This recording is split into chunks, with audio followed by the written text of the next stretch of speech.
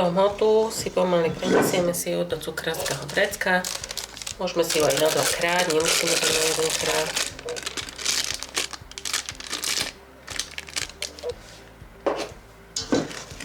Bude sa nám s tým lepšie pracovať, keď to tam nie je natlačené všetko.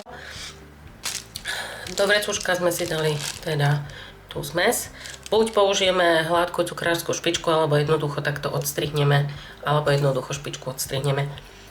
Na takú veľkosť, aké veľké tie parížské roštieky chceme.